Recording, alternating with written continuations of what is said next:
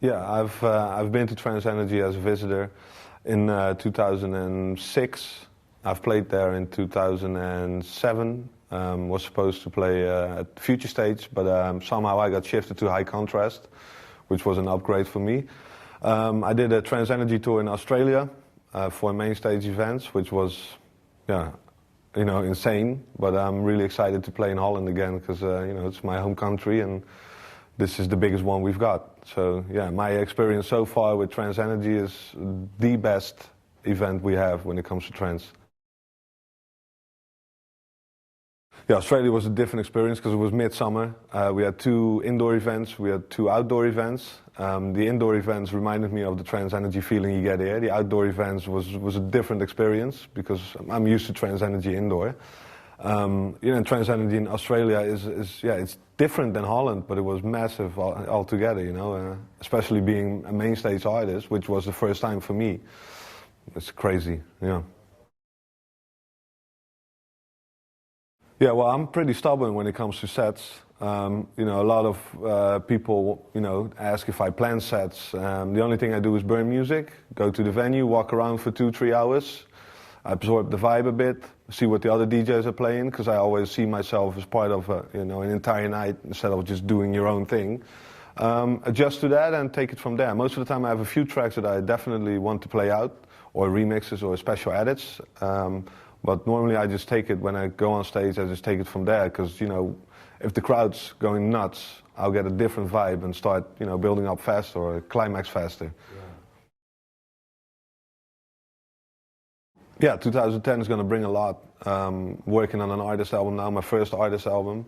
It's going slow, to be honest, because I wanted to be special. I wanted to present a new thing instead of doing what I've been doing for the last 2 years. I just want to present a whole new thing within my style of music, which is really, really wide when it comes to it. A lot of touring. I mean, the gig agenda is basically filling up like a madman.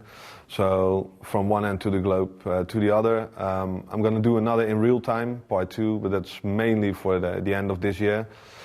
If I have time enough to do it, because everything I do now, how I see it, everything I'm going to do now in 2010 has to have 150% of my attention instead of just doing it just to have something out there.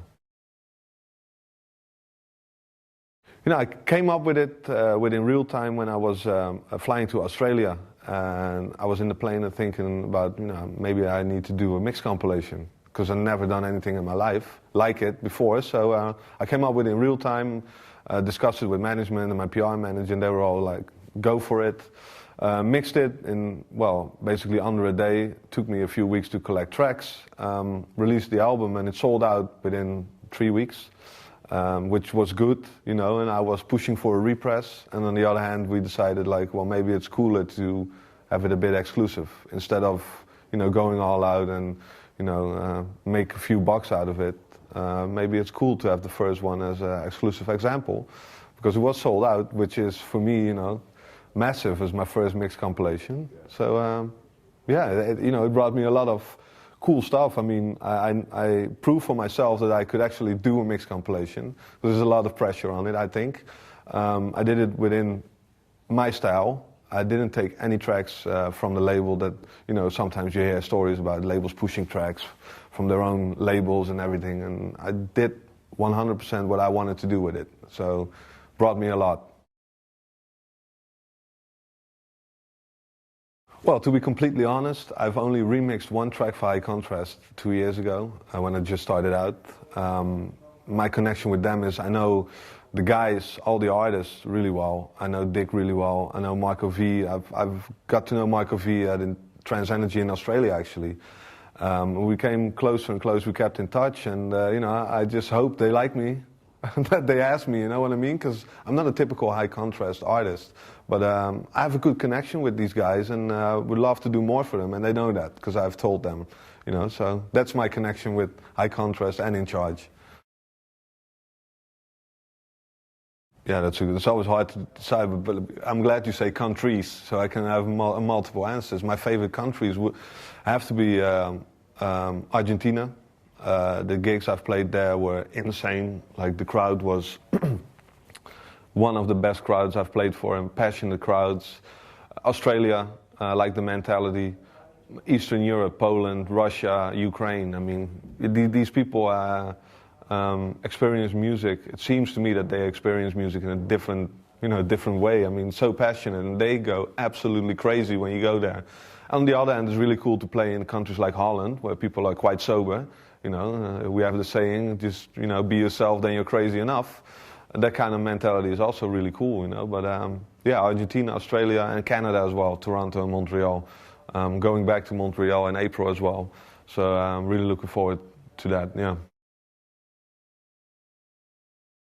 Well, to be honest, I've kept it on the down low for a while because I didn't know if I wanted a podcast or expand it to more stations. For now, it has been exclusive on an internet station after I was at FM. But I think everybody wants it to grow. People are asking for a podcast, so we're actually looking into that now. It will remain a 1-hour show twice a month because I simply do not have time to do it now to do it every week. But we'll see, if they want me to do it every week, I probably have to do it, find some time somewhere. But for now, I think we're in 2010. We're really going to expand the show to a wider audience and take it from there, basically.